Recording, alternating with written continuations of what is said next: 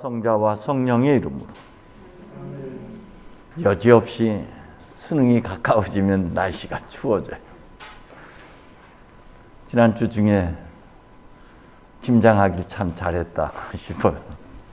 강화에서는 일찍 하는 이유가 여러 가지가 있는데 그 중에 하나는 날씨 때문인 것 같아요. 이게 또 갑자기 서리가 내리고 날씨가 춥지만 밭에 있는 배추나 무가 얼어버리니까 그 서둘러 하는 게 다 이유가 있더라고요. 아직 밭에 거두지 못한 게 정리되지 않은 게 꽤 있어요. 그 중에 하나가 서리태콩인데 서리태콩이 왼수처럼 다가오곤 합니다. 아직 그 그늘 밑이라서 누렇게 이파리가 돼서 떨어져야 되는데 안 떨어져서 어제 뽑을까 생각했는데 비가 오니까 아예 비 그치고 나서 베어놔야 되겠다 싶어요. 시작이 있으면 반드시 끝이 있는 법이죠. 2022년 시작이 엊그제 같은데 벌써 마무리해야만 됩니다. 교회력으로는 다음 주가 다해 루가 복음의 마지막 해가 되고 그 다음 주부터는 이제 새로운 한 해가 시작됩니다. 가해 마테오. 특히 루가의 영성을 여러분 성찰해 볼 필요가 있어요. 루가는 우리의 기억이 아니라 하나님의 기억이 강조되고 있어요. 하나님께서 우리를 기억하시고 그 자비를 베풀어 주신다는 것입니다. 그래서 우리가 성찬예 때 별세자의 이름을 불러드리는 것도 하나님의 기억 속에 맡겨드리는 것이죠. 언젠가 누군가 저에게 그런 질문을 했어요. 왜 성공회에서는 별세자를 위해서 그저 이름만 부르고 그 개신교처럼 그렇게 정성껏 기도를 바치지 않느냐.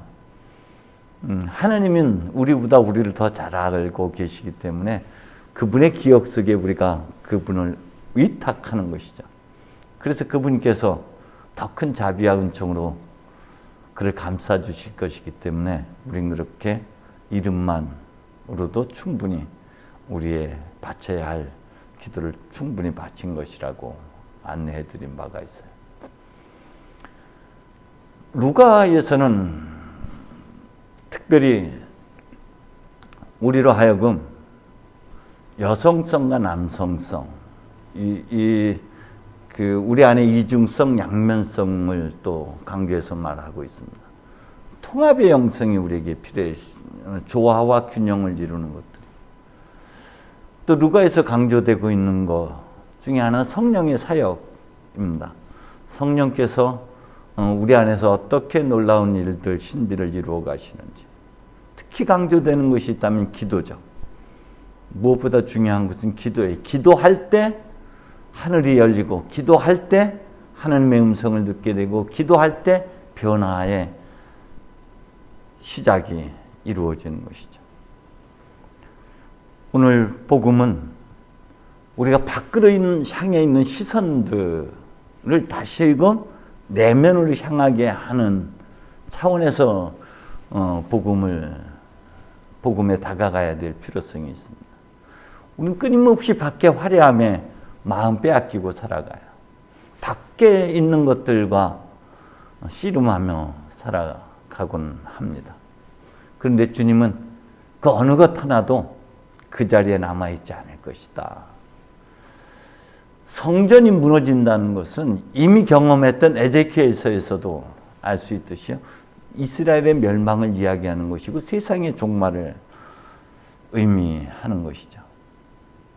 이제 세상의 종말이 다가오는 것을 이야기합니다. 종말론에 대해서 여러분 너무나 많은 경험들을 갖고 있을 거예요. 특히 우리 딸내미가 태어날 1992년도 10월 28일인가요? 우리 집사람은 휴거가 안 될 줄 알았어요. 왜냐하면 우리 송이를 뱃속에 담고 있었기 때문에 무거워서 못 들려 올라갈 줄 알고 있었는데 그 친구는 그 다음 날 태어났죠. 우주적 차원의, 세상적 차원의 종말에 대해서는 우리 성경은 크게 관심하지 않습니다. 단지 지금 오늘 여기를 어떻게 살아가느냐 어떻게 믿음의 여정을 걷고 있느냐, 어떻게 말씀에 충실한 삶을 살고 있느냐에 더 초점을 맞추고 있습니다. 오늘 지금 하나님의 말씀에 충실하고 하나님께 기뻐하시는 삶을 산다면은 그날은 우리에게 구원의 날이고 그날은 우리에게 새로운 새하늘 새 땅이 주어지는 참으로 복된 날이기 때문에 그렇습니다. 여러분, 우리 신앙의 여정 속에서 우리가 초점을 맞추는 것은 그리스도 예수와의 만남이에요. 특히 성공의 킬트 영성에서 우리는 순례자라고 표현합니다. 순례자는 목적지가 따로 있는 것이 아니에요. 목적지는 죽음의 자리예요. 그리스도와의 만남의 자리, 하나님과 직면하는 자리가 그들이 가는 목적지이죠. 성찬예도 우리는 끊임없이 걷는 여정, 길 위를 걷는 여정이에요. 어디서부터? 우리는 갈릴리부터 어디로? 예루살렘으로 성찬예가 걷고 있습니다. 에집트에서 가나안 땅의 여정을 이 성찬예 안에 다 담고 있죠. 우리가 향한 제단에서는 어떤 일이 이루어집니까? 우리의 죽음이 이루어집니다. 옛사람의 죽음이 이루어지고 새로운 사람으로 우리가 다시 거듭 태어나는 부활의 장소가 바로 이 성전 안에서 이루어집니다. 여러분이 들어와서 제일 먼저 만나는 성수대도 마찬가지 의미가 있죠. 옛사람이 난 다시 죽는 거고 세례의 의미를 다시 되새기면서 새로운 나를 거듭 태어나는 것을 되새기는 자리가 세례대이고 성수인 것이죠. 끊임없이 우리는 그리스도를 만나서 그리스도를 닮아가는, 그래서 한참 하나님 보시 참 좋았다 했던 그 본래의 면목을 되찾아가는 여정이 신앙의 여정인 것이죠.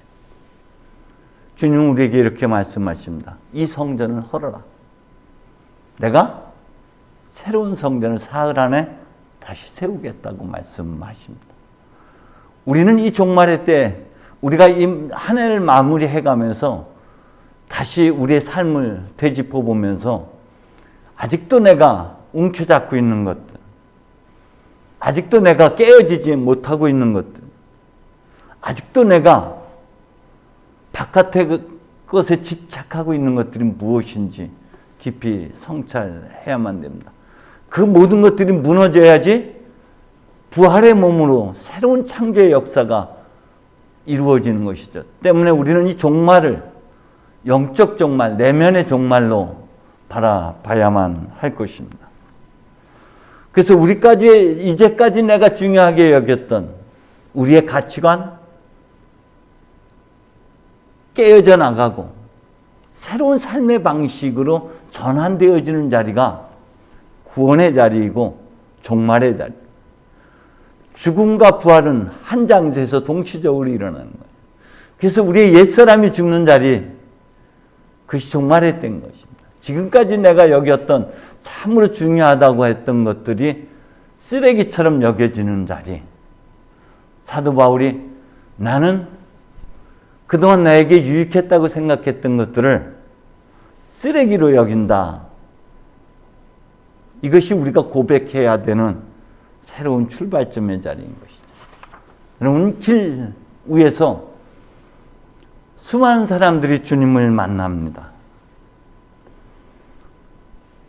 본시 사울로 불려졌던 바울은 다마스커스라는 길 위에서 주님과 만남으로 그의 삶이 새로운 전환점을 맞게 됩니다. 이제까지 걸어왔던 길과는 전혀 다른 차원의 길을 걷기 시작합니다.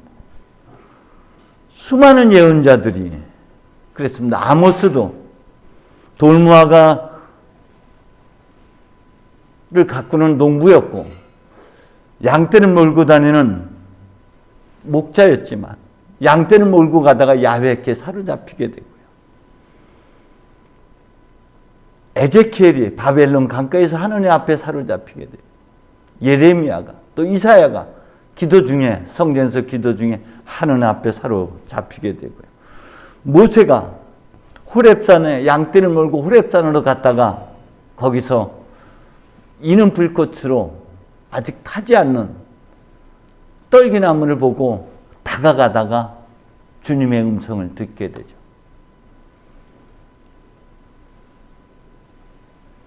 주님을 만났다는 것은 이전에 내가 죽는다는 자리예요. 이전까지의 사울로 살아왔는데 사울로서의 모든 것이 깨어지는 자리. 지금까지 내가 중요하게 여겼던 삶의 목적이 바뀌어지는 자리. 그래서 이제는 사울이 아니라 바울로서 사는 거고, 시몬이 아니라 베드로로 사는 것이고, 야곱이 아니라 이스라엘로 살아가는 것이고, 이것이 우리가 겪는 종말의 자리고 새롭게 부활하는 자리인 것이죠. 그들은 삶에서 수많은 혼란과 혼돈을 겪었어요. 때문에 여러분, 여기서 말하고 있는 지진과 기근, 하늘의 징조들이라는 것들은 밖에서 일어나는 것들이 아니라 밖에 일어나는 것들이 동시에 우리 내면 안으로 끌고 들어와야 될 것입니다. 우리 내면 안에서 겪게 되는 상심이고 절망이고 혼돈이고 좌절감이고 삶의 어떤 목적의식을 잃는 것이고, 그런 것들을 제가 오면서도 참 그 강변도로가 아름다워요. 응? 무슨 나무에 지금 아주 한참 이쁘게 지금 아직 남아있는 벚나무가 참 이뻐요. 저희 88 올림픽 도로. 그거 보면서 참 좋다, 아름답다. 우리 뒤에서 자는 아이한테도 좀 일어나서 보라 그랬더니 얘는 그냥 눈 감아 버리고 있고. 그러면서 그런 기도가 됐어요. 지금 내가 참 좋다, 참 아름답다라고 느끼고 있는 것들은 저게 밖에 있는 아름다움이 아니라 내 내면의 아름다움이 반영되고 있는 것이죠. 투사되고 있는 것들. 우리가 슬플 때는 새가 운다 그래요. 우리가 고통스럽고 짜증나고 불평과 불만으로 가득 차 있을 땐 그 아름다움이 들어오지가 않아요. 뭐 눈에는 뭐만 보이게 마련이에요. 그게 누구 거예요? 내 것들이에요.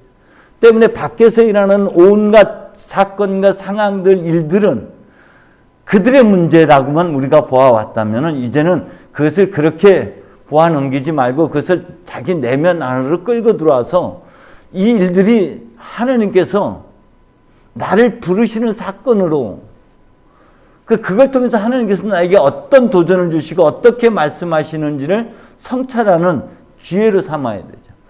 모세가 떨기나무, 불에 타는데도 불구하고 그것이 그대로 남아있는 것을 보고 스쳐 지나가지 않고 다가가는 것처럼 우리가 이 모든 문제들을 안고 우리 안에 불평, 짜증, 원망, 좌절감, 절망감, 삶의 회의감, 이걸 안고 주님 앞으로 다가가야 돼요.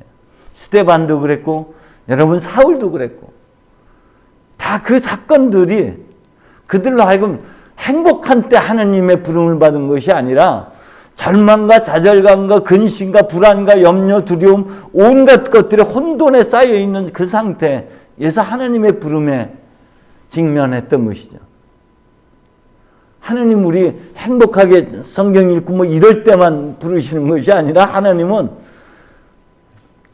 정말 우리가 가장 무서워하고 가장 두렵고 가장 불편스럽고 하는 모든 상황 속에서 바로 그때가 복음을 증거할 때라는 것이, 그때가 바로 주님과 만남의 때, 주님의 부르심의 방식이 참 다양한데 그 또한 하나님의 부르심의 방식이기 때문에 우리가 그것을 갖고 기도로 끌고 갈 때 하나님은 그 순간 만나주시는 것이고요. 그걸 통해서 하나님은 우리로 하여금 새로운 삶을 살게 하십니다. 새하늘 새 땅이 어디서 창조됩니까? 천지개벽이 어디서 일어나야 되는 거예요? 저 사람? 밖에 있는 주변에서 결코 천지개벽은 거기서 일어나지 않습니다. 천지개벽은 어디서 일어나야 돼? 내 안에서 일어나야 돼. 우리는 내 안에서 천지개벽을 이루려 하지 않습니다.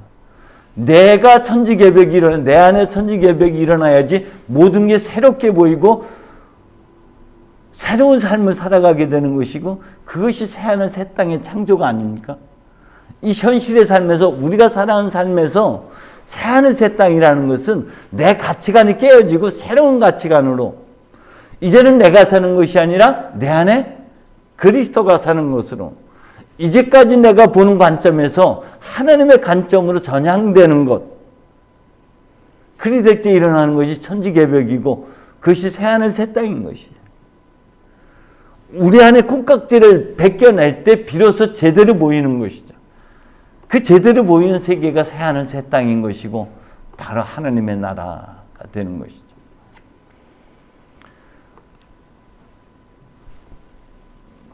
감리교에서는 이례적 회심이 강조되고 있습니다. 사도 바울처럼 그렇게 다마스커스의 이례적 회심을 굉장히 강조하고 있다면, 성공회에서는 점진적 회심입니다. 저희 집사람이 하도 잔소리를 하다 보니까 이 딱지가 졌어. 근데 그 잔소리가 뭐가 돼요? 제 삶에 점진적인 변화가 일어났다고 오늘 그 차 타고 오면서 계속 이야기를 하는데, 저는 안 들은 척 하는데 이게 자꾸 들려. 응? 근데 자꾸 듣다 보면 나도 모르게 어느 순간 점진적으로 변화돼요. 우리가 성전에서 성찬례를 드리는 것도, 또 말씀을 계속 접하는 것도, 그걸 통해서 점진적으로 우리는 변화되어 가고 있어요. 뒤돌아보면은, 아, 내가 이랬는데 이렇게 달라져 가고 있구나. 외향의 변화만이 아니에요.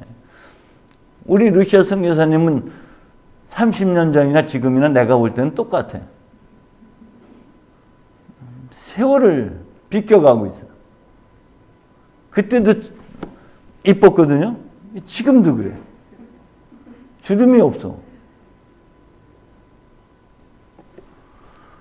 오늘 성전에서 보는 그 화려함도, 내 안에 숨겨진 화려함, 그 하나님에 대한 그리움, 갈망, 내 안에 함께하는 게 담아준 보화를 발견하도록 하기 위한 부르심이고 초대인 것이듯이, 우리가 밖에서 보고 듣고 하는 것들에 대한 불편스러운 모든 것들도 여전히 하나님 초대의 또 다른 방식이라는 것 기억하셨으면 좋겠어요. 세상의 종말에 대해서는 여러분 아무 염려하지 마시고, 오로지 이제는 내가 사는 것이 아니라 그리스도께서 내 안에 사는 것이란 사도 바울의 그 고백이 우리의 고백으로 이어지는 그 시점, 그 자리가 굉장히 중요한 것입니다. 그래서 이제까지 내가 깨어져 나가야 돼요. 이제 한 주간 남았어요. 그리스도 왕주일이 마지막 주간으로 보냅니다. 왕이란 게 도대체 뭐냐? 여러분이 왕이에요. 주님이야말로, 선생님이야말로 그리스도이신다라는 고백은 누가 그리스도라는 거예요? 내가 그리스도라는 거예요. 내가 메시아이고, 내가 하나님의 기름 부은 자이고, 내가 뽑힌 자라는 의미를 그 안에 다 담고 있어요. 내 말이 곧 내 거예요. 타인을 향해 쏟아냈지만 결국은 내 것이 되는 것이죠.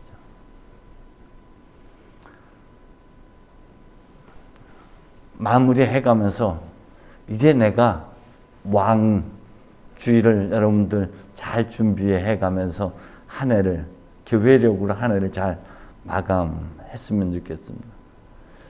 한 주간 여러분 깊은 기도 속에서 밖에서 일어나는 모든 것들을 기도 안으로 끌고 들어와서 모세가 그리 됐던 것처럼 삶의 전환이라는 게 늘 행복한 삶으로의 전향만이 아니에요. 참으로 여러 가지 힘들고 고통스러운 삶의 길을 또 우리가 걸어가야 하는 여정도 여전히 남아있는 것이죠. 그렇지만 분명한 것은 이제 혼자 가는 것이 아니라 그리스도와 동행한다는 사실입니다. 그 길이 어떤 길이었던, 어떤 고난이 우리 앞에 기다리고 있던, 하나님은 우리와 함께 할 것이고, 그리고 그걸 통해서 우리를 끊임없이 성숙의 자리로 이끌고 하느님이 보시 참 좋았다 했던 한참의 모습을 되찾아서 하나님의 영광을 누리도록, 그리고 그 하나님의 나라를 여러분이 살고 그 하나님의 나라의 주인으로, 왕으로 살도록 하는 그 부르심이 있을 겁니다. 그 부르심에 깊이 체험하는 그런 한 주간 되시기를 주님의 이름으로 축원드립니다. 성부와 성자와 성령의 이름으로.